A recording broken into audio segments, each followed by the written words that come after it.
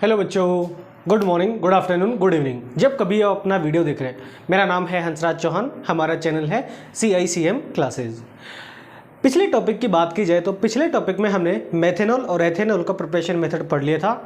अब बेटा जो टॉपिक पढ़ना है वो है physical properties of alcohol, alcohol की फिजिकल प्रॉपर्टीज़। अपनी कॉपी पेन लेके बैठिए, अपने नोट्स प्रॉपर तरीके से बनाइए, ठीक है। देखो बेटा, टॉपिक है हमारे पास फिजिकल प्रॉपर्टीज़ ऑफ एल्कोहल।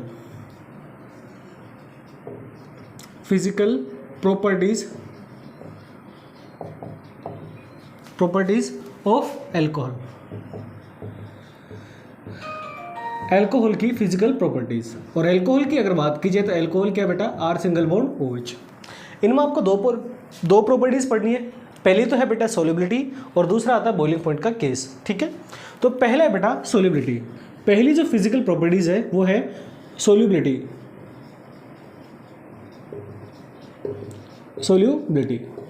अब सोल्यूबिलिटी की अगर बात की जाए तो सोल्यूबिलिटी का मतलब किससे है, ध्यान से सुनना और समझना। सोल्यूबिलिटी की अगर बात की जाए तो सोल्यूबिलिटी का जो मतलब है वो है बेटा इसको पानी में घोलने से, कि एल्कोहल को पानी में घोला जाए तो ये किस तरीके का नेचर शो करता है कि ये उसमें घुलेगा या फिर नहीं घुलेगा। क्लियर है। अब मैं यहाँ पे एक छोटी सी चीज़ बताऊँगा आपको, समझना, ठीक है बेटा। मान लो ये आपके पास एक कंटेनर, ठीक है। यहाँ पे मैंने लिखा बेटा CH3 single bond O single bond H। Clear. एक एल्कोहल का यूनिट, और मैं यहाँ पे दूसरी यूनिट लिख दूँ CH3, ये O और O के साथ क्या लिख दिया बेटा H, एल्कोहल हो गया। और इसको आप घोल किस में रहे हो, मैंने क्या किया बेटा, ध्यान से सुनना समझना जो बोल रहा हूँ, कि सर यहाँ से अगर बात की जाए तो एक यूनिट ली मैंने यहाँ पे एल्कोहल की, दूसरी यूनिट यहाँ पे ली एल्कोहल की, और मैंने क्या किया बेटा इनको वाटर के मॉलिक्यूल में डाला। और वाटर के मॉलिक्यूल की बात की जाए तो वाटर का मॉलिक्यूल क्या होता है H2O, है ना। अब यहाँ पे देखो, इस ऑक्सीजन के साथ हाइड्रोजन है और ऑक्सीजन का इलेक्ट्रोनिटी ज़्यादा होने की वजह से बॉन्ड को इलेक्ट्रॉन खींचेगा, ये नेगेटिव, और यहाँ पे चार्ज कैसा है बेटा पॉजिटिव। सर सिमिलर ये भी इलेक्ट्रॉन खींचेगा तो ये नेगेटिव, और यहाँ पे चार्ज कैसे बेटा पॉजिटिव, और ये नेगेटिव और पॉजिटिव क्या करेंगे बेटा एक दूसरे को अट्रैक्टिव फोर्स। सर यहाँ पे सेम तरीके से इस ऑक्सीजन इलेक्ट्रॉन खींचा तो ये नेगेटिव, और ये हाइड्रोजन कैसा हो गया बेटा पॉजिटिव, और सर इस ऑक्सीजन ने इलेक्ट्रॉन खींचा तो ये कैसा हो गया बेटा नेगेटिव, और ये हाइड्रोजन कैसा हो गया बेटा पॉजिटिव। ये पॉजिटिव और नेगेटिव एक दूसरे के साथ क्या करेंगे बेटा अट्रैक्शन शो करेंगे। यानी कि यहाँ से अगर मैं बात करूँ तो H2 का जो मॉलिक्यूल है यहाँ पे एक बॉन्ड की फॉर्मेशन कर रहा है, और यहाँ पे भी क्या कर रहा है बेटा बॉन्ड की फॉर्मेशन। आपको बताया गया था जब कभी भी फोन की कंडीशन है और उसके साथ क्या हो बेटा हाइड्रोजन, तो वहाँ पे जो बॉन्ड बनेगा वो कौन सा बनेगा, हाइड्रोजन बॉन्ड। यहाँ पे बेटा नाइट्रोजन के साथ हाइड्रोजन तो भी हाइड्रोजन बॉन्ड, ऑक्सीजन के साथ हाइड्रोजन हो तो भी क्या बनेगा बेटा हाइड्रोजन बॉन्ड, और फ्लोरीन के साथ हाइड्रोजन है तो भी क्या बनेगा हाइड्रोजन बॉन्ड। यानी कि यहाँ पे अगर बात कीजिए तो यहाँ पे क्या बन रहा है बेटा हाइड्रोजन बॉन्ड। ध्यान से सुनना, यहाँ पे क्या बन रहा है बेटा हाइड्रोजन बॉन्ड। क्लियर है। अगर मैं एल्कोहल की बात करूँ तो एल्कोहल ये होता है बेटा R सिंगल बॉन्ड OH, है ना। अब ध्यान से सुनना, अगर यहाँ से बात कीजिए R की तो बेटा इसको मैं लिखूँ इस तरह से लिख सकता हूँ सर CH3 CH2, और मान लो मैंने यहाँ पे लिख दिया बेटा OH, है ना। क्लियर। अब एल्कोहल की अगर बात की जाए तो बेटा ध्यान से सुनना, यहाँ पे जो एल्कोहल है कि सर यहाँ पे जो इसका इनिशियली जो आगे वाला हिस्सा है ये तो बेटा डाइपोल आएगा। ध्यान से सुनना जो बोला जा रहा है कि सर यहाँ पे अगर मैं बात करूँ, देखो बेटा यहाँ पे अगर बात की जाए इस ऑक्सीजन के इलेक्ट्रॉन इस हाइड्रोजन से ज़्यादा है, तो बॉन्ड के इलेक्ट्रॉन किसने खींचे ऑक्सीजन ने, जिसकी वजह से ऑक्सीजन पार्शियल नेगेटिव और हाइड्रोजन क्या होगा बेटा पार्शियल पॉजिटिव। यानी कि सर यहाँ पे अगर बात की जाए तो यहाँ पे किसकी फॉर्मेशन हो रही है बेटा डाईपोल की, किसकी फॉर्मेशन हुई बेटा डाईपोल की। दूसरी बात अगर बात कीजिए H2 की, तो अगर मैं H2 के मॉलिक्यूल की बात करूं तो बेटा जो H2 का जो मॉलिक्यूल है यहाँ पे सर ऑक्सीजन का इलेक्ट्रोनेगेटिविटी ज़्यादा होने की वजह से ये नेगेटिव और ये पॉजिटिव, हाँ है ना। तो सर यहाँ से अगर बात की जाए तो यहाँ पे भी फॉर्मेशन किसकी हो रही बेटा डाईपोल की, हाँ है ना।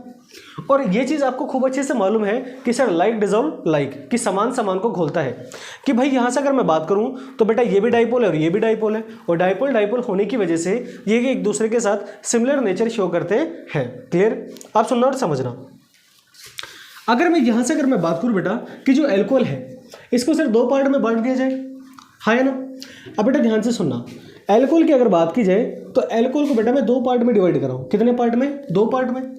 अब यहाँ से अगर बात की जाए तो एक तो है बेटा हाइड्रोफोबिक पार्ट और एक है हाइड्रोफिलिक पार्ट। देखो जो पीछे वाले जो एल्किल ग्रुप है, ये आर जो एल्किल ग्रुप है, यहाँ पे एक तो कार्बन और दूसरा क्या है बेटा, हाइड्रोजन। और कार्बन और हाइड्रोजन जो कंपाउंड बनाते हैं वो क्या होता है आपके पास, हाइड्रोकार्बन। और हाइड्रोकार्बन की बात की जाए तो जो हाइड्रोकार्बन है वो सभी कैसे होता है बेटा, हाइड्रोफोबिक। यानी कि यहाँ से अगर बात की जाए तो ये जो पीछे वाला हिस्सा है एल्किल ग्रुप का, ये तो बेटा हाइड्रोफोबिक का, किसका है बेटा, हाइड्रोफोबिक, हाइड्रोफोबिक। और बेटा ये जो OH वाला जो मॉलिक्यूल है ये कैसा है, हाइड्रोफिलिक, हाइड्रोफिलिक, हाइड्रोफिलिक। क्लियर यहाँ तक? अब ध्यान से सुनना जो यहाँ से बोला जा रहा है, अगर हाइड्रोफोबिक पार्ट की बात की जाए तो जो हाइड्रोफोबिक पार्ट आ रहा है वो किसकी वजह से आ रहा है बेटा, एल्किल ग्रुप की वजह से, due to alkyl group, due to alkyl group. भाई एल्किल ग्रुप होने की वजह से जहाँ से जो हाइड्रोफोबिक पार्ट है, जो एल्किल ग्रुप होने की वजह से ये जो पीछे वाला पार्ट है ये कैसा है बेटा, हाइड्रोफोबिक। और अब हाइड्रोफोबिक एल्किल ग्रुप की बात की जाए तो एल्किल ग्रुप में क्या होता है बेटा, हाइड्रोकार्बन, है ना। और हाइड्रोकार्बन की बात की जाए तो जो हाइड्रोकार्बन होता है ये बेटा जो पानी है उस पानी में घुलते नहीं है, हाइड्रोफोबिक। समझ में आ रहा है? अब यहाँ से अगर मैं बात करूँ बेटा, ध्यान से सुनना और समझना कि यहाँ पे जो एल्कोहल है कि भाई मैंने एल्कोहल की एक यूनिट तो ये बनी बेटा, दूसरी यूनिट ये, और यहाँ पे इसको डाला किसमें बेटा, पानी में, H2O के मॉलिक्यूल में। सर यहाँ पे ऑक्सीजन का इलेक्ट्रोनिटी ज़्यादा होने की वजह से ऑक्सीजन पे नेगेटिव चार्ज और हाइड्रोजन पे कैसा है बेटा, पॉजिटिव। सर यहाँ पे भी सेम नेगेटिव और पॉजिटिव कंडीशन है। और यहाँ पे जो डॉट डॉट डॉट करके आपको दिखाई दे रहा है, जहाँ से जो बॉन्ड बना, ये कौन सा बॉन्ड बना बेटा, हाइड्रोजन बॉन्ड। कौन सा बॉन्ड बना बेटा, हाइड्रोजन बॉन्ड। और हाइड्रोजन बॉन्ड की बात की जाए तो ये जो हाइड्रोजन बॉन्ड है वो कैसे बेटा, इंटरमोलिक्यूलर, कैसे बेटा, इंटरमोलिक्यूलर हाइड्रोजन बॉन्ड। अब ध्यान से सुनना और समझना कि अगर बात की जाए एल्कोहल की तो जो एल्कोहल है वो क्या होता है बेटा, हाइड्रोजन बॉन्ड होने की वजह से ये सोल्यूबल होते हैं, किसमें, वाटर में। यानी कि अगर मैं यहाँ से एक लाइन में लिखूँ सोल्यूबिलिटी के केस में, तो सोल्यूबिलिटी के केस में ध्यान से सुनना जो बोला जा रहा है। अब एक लाइन इतनी बोली कि जो एल्कोहल है ये पानी में सोल्यूबल होते हैं, कि alcohol are soluble in water. ध्यान से सुनना समझना। लेकिन यहाँ पे बेटा कार्बन चेन का कोई मेंशन नहीं किया गया है, लेकिन ध्यान से सुनना और समझना कि सर अगर जैसे जैसे नंबर ऑफ कार्बन चेन बढ़ेगा, जैसे जैसे नंबर ऑफ कार्बन चेन बढ़ेगा वैसे वैसे बेटा हाइड्रोफोबिक पार्ट बढ़ेगा। और हाइड्रोफोबिक पार्ट बढ़ेगा तो क्या हकीकत में एल्कोहल पानी में सोल्यूबल होगा, क्या नहीं होगा, मतलब कम होगा। आई कहानी समझ? यानी कि यहाँ से अगर बात की जाए तो एक लाइन का जो आंसर है वो आपको सिर्फ कितना सा पढ़ना है, इस पूरे का आंसर सिर्फ एक है, और वो क्या है कि एल्कोहल की अगर बात की जाए तो alcohol are soluble in water. अब इसमें कंडीशन आती है। अब यहाँ से आती बात की जाए एल्कोहल की तो sir alcohol are soluble in, alcohol are soluble in water, water due to hydrogen bond, due to hydrogen bond. कि जो एल्कोहल है वो पानी में क्या होती है बेटा, सोल्यूबल होती है, और उसका रीजन क्या आता है बेटा, हाइड्रोजन बॉन्ड। क्लियर यहाँ तक? अब यहाँ से बेटा आगे की तरफ मैं बात करूँ तो बेटा यहाँ पे एक छोटी सी लाइन आपको पढ़नी है, और वो क्या पढ़नी है कि जो लोअर एल्कोहल है, किसकी बात कर रहा बेटा, लोअर एल्कोहल की, कि जो लोअर एल्कोहल है वो पानी में बहुत ज़्यादा सोल्यूबल होती है, हायर सोल्यूबल होती है। और जैसे जैसे number of carbon chain increase होती जाती है वैसे वैसे बेटा सोल्यूबिलिटी क्या होती है, डिक्रीज होती है। और रीजन क्या होता है, हाइड्रोफोबिक पोर्शन क्या होता है बेटा, बढ़ता है। अब यहाँ पे क्या होगा कि सर अगर मैं बात करूँ लोअर एल्कोहल की, किसकी बात करूँ बेटा, लोअर एल्कोहल, तो ये क्या होगी बेटा, highly soluble, highly soluble, highly soluble. और बेटा अगर बात की जाए हायर एल्कोहल की तो ये क्या होगी बेटा, सिर्फ सोल्यूबल, सिर्फ क्या होगी बेटा, सोल्यूबल। एक है हायर एल्कोहल, हायर सोल्यूबल, और एक क्या है बेटा, सोल्यूबल। आई कहानी समझ? अब एक बार फिर से बता देता हूँ, रिपीट कर देता हूँ, ध्यान से सुनना और समझना। सोल्यूबिलिटी की केस की अगर बात की जाए तो सबसे पहले ये समझना आपको कि सोल्यूबिलिटी का मतलब किससे है। सोल्यूबिलिटी का मतलब की अगर बात की जाए तो सोल्यूबिलिटी का जो मतलब है वो ये है कि उसको पानी में घोला जा रहा है। अब पानी में डालने के बाद आपको ये समझ में आना चाहिए कि सर वो पानी में घुलेगा या नहीं घुलेगा। क्लियर यहाँ तक? अब देखिए सबसे पहले मैंने बेटा एल्कोहल की एक यूनिट यहाँ पे लिखी, CH3 सिंगल बॉन्ड O, और O के साथ क्या बेटा, H, ये हो गया। दूसरी यूनिट मैंने यहाँ पे लिखी CH3 single bond O single bond H। आपने इस एल्कोहल की यूनिट को किस में डाल दिया बेटा, पानी में। अब पानी की बात कीजिए तो पानी का फॉर्मूला क्या होता है, H2O, ऑक्सीजन एक H और दूसरा H। यहाँ पे इलेक्ट्रोनेगेटिविटी की वजह से ऑक्सीजन नेगेटिव हो गया और हाइड्रोजन कैसा गया बेटा, पॉजिटिव चार्ज। सर इस नेगेटिव ने इस हाइड्रोजन के साथ बॉन्ड बनाया और इस नेगेटिव ने यहाँ पे इस हाइड्रोजन के साथ क्या किया बेटा, बॉन्ड बनाया। यानी कि यहाँ पे जो बॉन्ड बना वो कौन सा बना बेटा, हाइड्रोजन बॉन्ड। मतलब यहाँ से अगर बात की जाए तो एक लाइन ये समझ में आती है कि जो आपके पास एल्कोहल है वो क्या होते हैं बेटा, पानी में सोल्यूबल होते हैं। और रीजन क्या था बेटा, क्योंकि यहाँ पे हाइड्रोजन बॉन्ड की फॉर्मेशन हो रही है। तो यहाँ पे सीधी सी लाइन क्या है कि alcohol are soluble in water due to hydrogen bond. लेकिन बेटा एल्कोहल की अगर बात की जाए तो एल्कोहल में दो पोर्शन आते हैं कि सर एक तो यहाँ पे एल्किल ग्रुप है और दूसरा बेटा OH ग्रुप है। अगर OH ग्रुप की बात की जाए तो OH ग्रुप का जो नेचर होता है वो कैसा होता है बेटा, डाइपोल नेचर। सर H2 की अगर बात की जाए तो H2 का नेचर भी कैसा था बेटा, डाइपोल। पीछे वाले ग्रुप की अगर बात की जाए एल्किल ग्रुप की, तो जो एल्किल ग्रुप है, अब एल्किल ग्रुप को और OH ग्रुप को दोनों को बेटा यहाँ से दो पार्ट में डिवाइड किया गया है। एक है हाइड्रोफोबिक पार्ट, एक है बेटा हाइड्रोफिलिक पार्ट। हाइड्रोफोबिक की बात की जाए तो इसमें एल्किल ग्रुप आता है और एल्किल ग्रुप में सारे क्या आते हैं बेटा, हाइड्रोकार्बन। और हाइड्रोकार्बन की अगर बात की जाए तो थोड़ा सा आपने दिमाग लगाया हो, जैसे फॉर एग्जाम्पल आपने पानी की एक बूंद ली, उसको तेल में डाला, तो तेल खुद कैसा बेटा, हाइड्रोकार्बन है। तो क्या पानी के अंदर जो तेल है उस तेल के अंदर पानी की बूंद घुलेगी या नहीं घुलेगी, नहीं घुलती कभी भी। यानी कि सर एक हाइड्रोफोबिक पार्ट, दूसरा बेटा हाइड्रोफिलिक पार्ट होता है। अब यहाँ पे अगर बात की जाए तो जो लोअर एल्कोहल है वो तो क्या होंगे बेटा, हाईली सोल्यूबल, लेकिन जो हायर एल्कोहल है वो धीरे धीरे क्या होती है बेटा, कि उनकी सोल्युबिलिटी धीरे धीरे क्या होगी बेटा, डिक्रीज होती है। क्लियर यहाँ तक। तो यहाँ पे आपको जो सीधा सीधा लिखना है वो याद करना है, वो सिर्फ मेमोराइज इतना सा करना है कि जो एल्कोहल है वो वाटर के मॉलिक्यूल में डिजोल्व होती है और डिजोल्व होने के बाद वो वहाँ पे कंप्लीटली क्या हो जाती है बेटा, सोल्यूबल। और रीजन सिर्फ कितना है बेटा, हाइड्रोजन बॉन्डिंग। लेकिन जैसे जैसे number of carbon chain increase होती है वैसे वैसे वैसे वैसे आपका यहाँ पे जो पोर्शन है सोल्युबिलिटी का वो क्या होता है बेटा, डिक्रीज होने लगता है। तो ये था बेटा सोल्युबिलिटी का केस पूरा, ये कंप्लीट हो चुका। एक छोटा सा क्वेश्चन है, उस चीज़ का जवाब देना आपको, ठीक है। मैं यहाँ पे ये लिख रहा हूँ बेटा C6H12O6। भाई दारू तो सभी ने पी होगी ना, C2H5OH। एल्कोहल सभी यूज़ करते हैं, तो एल्कोहल में अगर आप पानी डालते हो तो एल्कोहल पानी में मिलता है या नहीं मिलता, समझ में आता है सबको कि मिलता है, मतलब सोल्यूबल है। और रीजन क्या है बेटा, हाइड्रोजन बॉन्ड।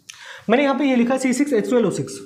तो यहाँ से अगर मैं पूछूं कि सर ये सोल्यूबल है या नहीं, तो इसका रीजन क्या है बेटा, ध्यान से सुनना कि अगर एक कार्बन है तो बेटा बहुत ज़्यादा सोल्यूबल है, दूसरा कार्बन है तो वो भी लगभग सोल्यूबल है, हाँ है ना। लेकिन तीसरे कार्बन या उससे ज़्यादा कार्बन की बात की जाए तो सोल्युबिलिटी धीरे धीरे क्या होगी बेटा, घटेगी। मैंने यहाँ पे एक फॉर्मूला लिखा है C6H12O6। तो यहाँ पे नंबर ऑफ कार्बन कितने बेटा, 6। अगर मैं यहाँ पे सोल्युबिलिटी की बात करूँ तो यहाँ पे सोल्युबिलिटी कम होगी या ज़्यादा होगी, देखिए ध्यान से सुनना समझना। 6 कार्बन के हिसाब से देखा जाए तो सोल्युबिलिटी बहुत कम होती है। 6 कार्बन के हिसाब से देखूं तो सोल्युबिलिटी क्या आएगी बेटा, बहुत ही कम। लेकिन हकीकत ये है कि यहाँ से ये जो फॉर्मूला है ये किसका बेटा, ग्लूकोज का। और ग्लूकोज की अगर बात कीजिए तो ग्लूकोन डी, आपने गर्मियों में जब लूज मोशन होता है तो ग्लूकोन डी कई बार यूज़ किया होगा। तो ग्लूकोन डी को जब पानी में डाला जाता है तो ग्लूकोन डी पानी में डिजोल्व हो जाता है। अगर मैं ग्लूकोज की बात करूँ, इसका फॉर्मूला बनाऊँ बेटा, तो देखिए इसका फॉर्मूला, इसको रिप्रेजेंट किया, इसकी स्ट्रक्चर बनाऊँ तो बेटा इसकी स्ट्रक्चर ही होती है, एक कार्बन, दूसरा, तीसरा, चौथा, पाँचवा, छठा, OH CH2 OH 1 2 3, यहाँ पे H, यहाँ पे OH, double bond O, single bond H, यहाँ पे H OH H H। ये होता है बेटा ग्लूकोज का स्ट्रक्चर। अब ध्यान से सुनना, एक OH ग्रुप, दूसरा, तीसरा, चौथा, पांचवा। अगर नॉर्मली आप देखते हो ग्लूकोज को तो यहाँ पे 6 कार्बन होने की वजह से समझ में आता है कि सर यहाँ पे ये पानी में सोल्यूबल नहीं होगा। लेकिन बेटा जब इसकी स्ट्रक्चर बनाई जाती है तो यहाँ पे 5-5 OH ग्रुप पाए जाते हैं, और 5-5 OH ग्रुप पाए जा रहे हैं, इसका मतलब जो हाइड्रोफिलिक पोर्शन है वो क्या हो रहा है बेटा, इंक्रीज हो रहा है। और इंक्रीज होगा जिसकी वजह से सोल्युबिलिटी है वो क्या होगी बेटा, बढ़ेगी। क्लियर है। तो ये था बेटा आपका सोल्युबिलिटी का केस, इसका स्क्रीनशॉट ले लीजिए। और अब चलते हैं नेक्स्ट पॉइंट पे जो है आपका बॉइलिंग पॉइंट। देखिए तो बेटा ये समझ में आया होगा, और नहीं आया तो वीडियो को रिमाइंड करके देखना, आपको पूरा केस समझ में आ जाएगा, ठीक है।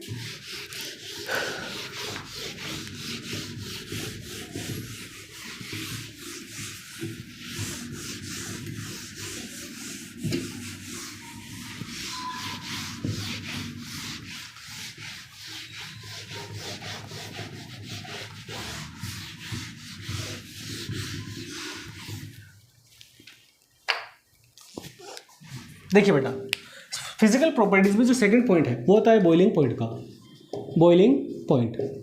अब बॉइलिंग पॉइंट की बात कीजिए तो बॉइलिंग पॉइंट का मतलब क्या होता है कि सर जो लिक्विड है ये कन्वर्ट किस में हो जाए बेटा, गैस में।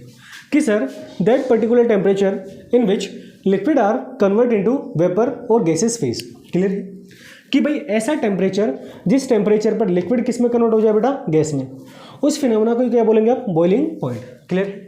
बॉइलिंग पॉइंट के केस की अगर बात कीजिए तो बॉइलिंग पॉइंट की जो कंडीशन थी, जो कहानी थी, ये मैंने बेटा आपको हेलो एल्केन हेलोरिन में पढ़ाई थी।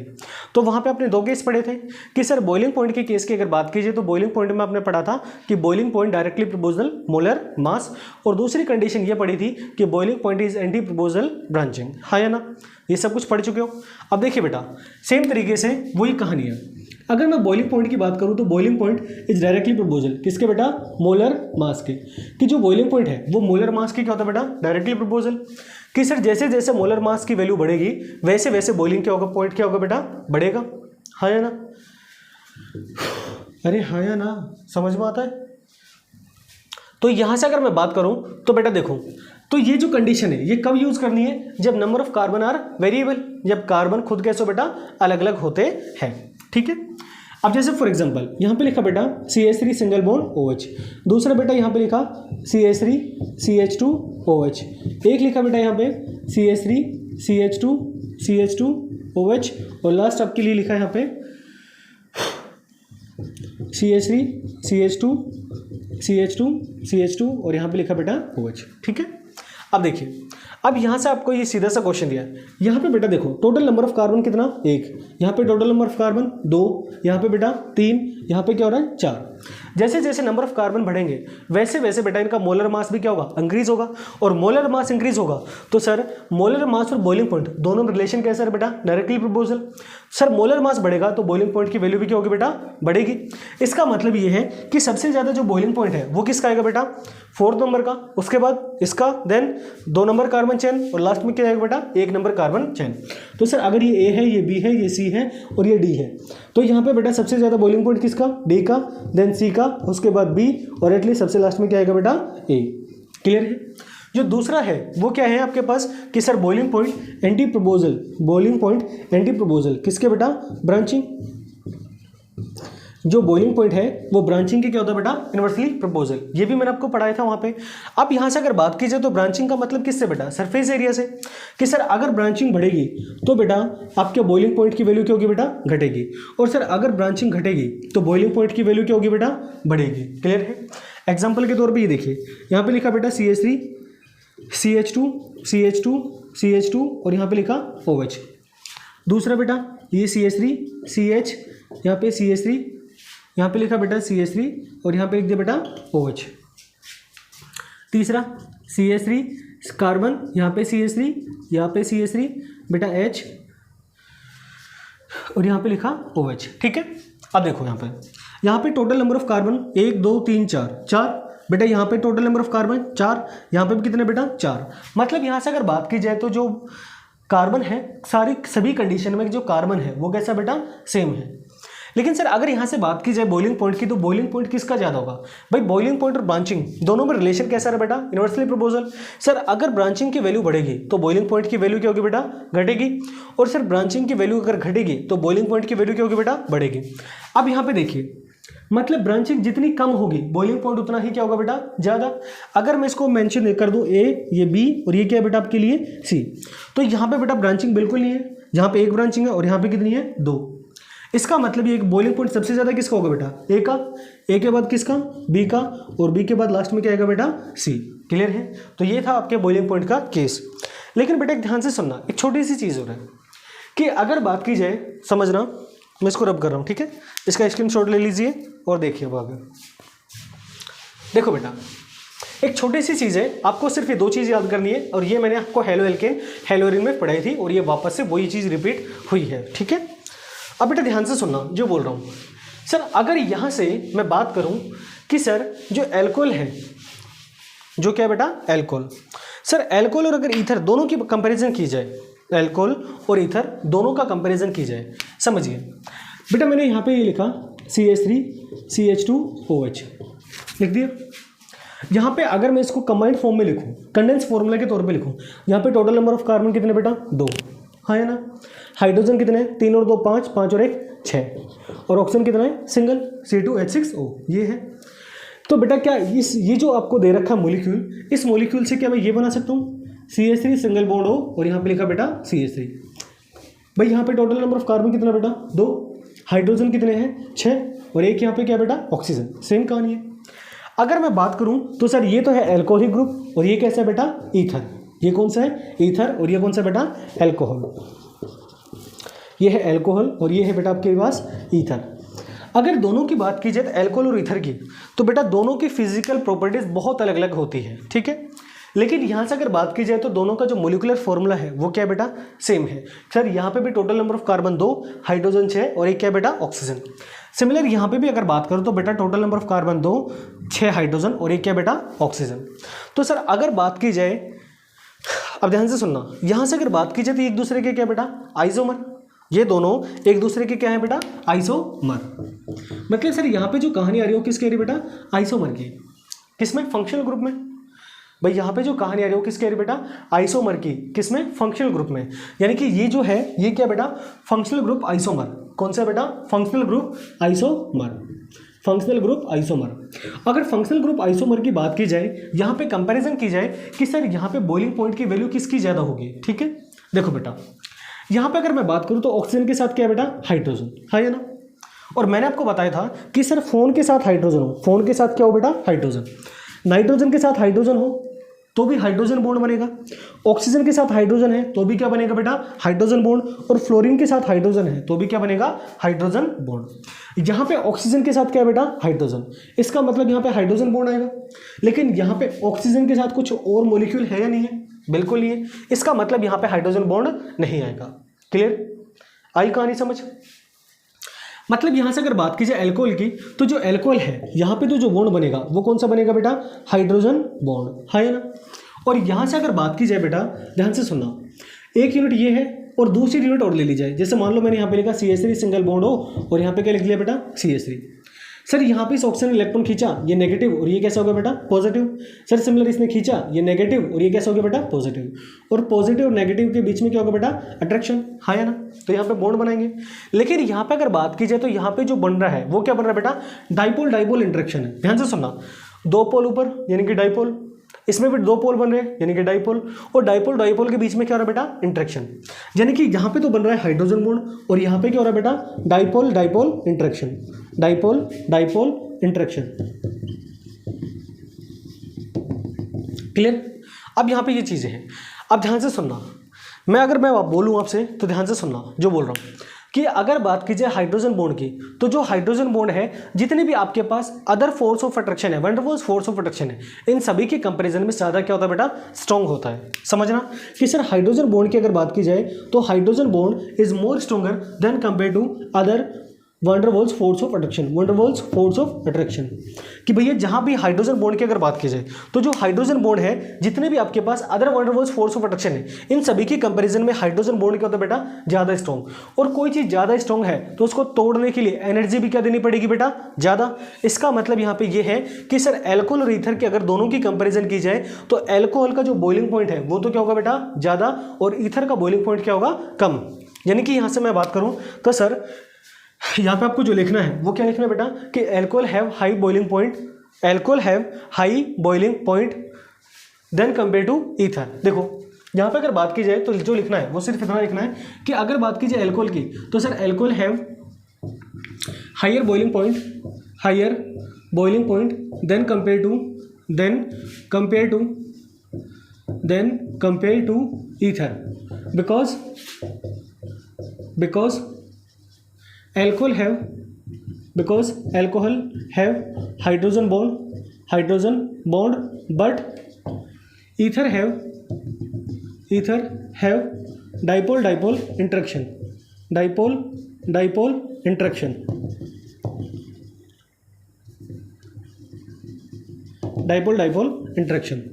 क्लियर बेटा।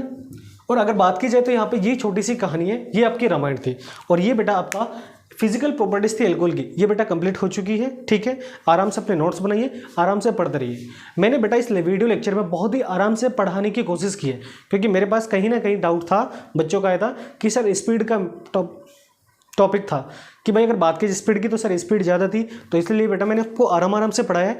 इसको अच्छे से अपने नोट्स बनाइए, अच्छे से पढ़ना। अगर कोई टॉपिक समझ में नहीं आया तो बेटा वीडियो को रिमाइंड करके फिर से देख लेना। ठीक है, और मिलते हैं नेक्स्ट वीडियो में। Thank you.